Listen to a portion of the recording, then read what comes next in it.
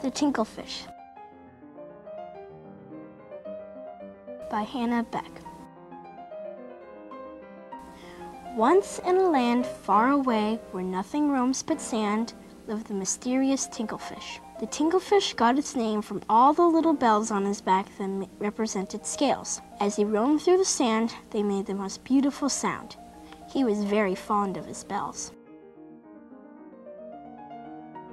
Well, one day, he discovered a pool of water. He had never seen water before and was very curious. He took a dive and loved it. He spent most of his time in the pool and some on land.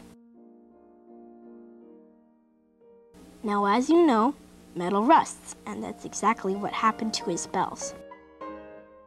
They rusted so hard he could barely move. He gave up his hopes and lay there waiting to die. By now, a man named Professor Lynx discovered this land and the rare fish that lived there. He set out on a journey and searched the land for the Tinklefish.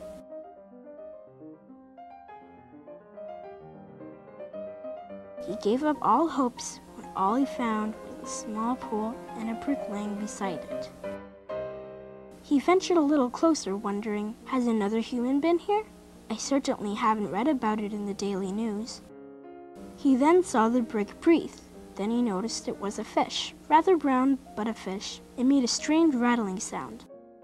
He picked it up and decided to bring it to the town's blacksmith. He'll polish him up well, thought the professor.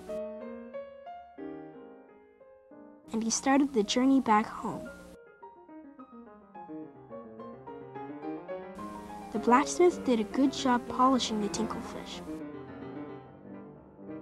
The blacksmith said, "Why don't you take him to the hospital and let the children play with him? They love him." And so the professor did.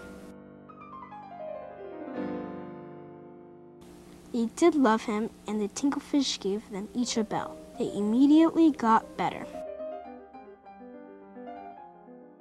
Well, if you go to a hospital nowadays and they give you a bell as a prize, I'll bet that's a bell from the Tinklefish. That's music is still healing you and your soul. The end.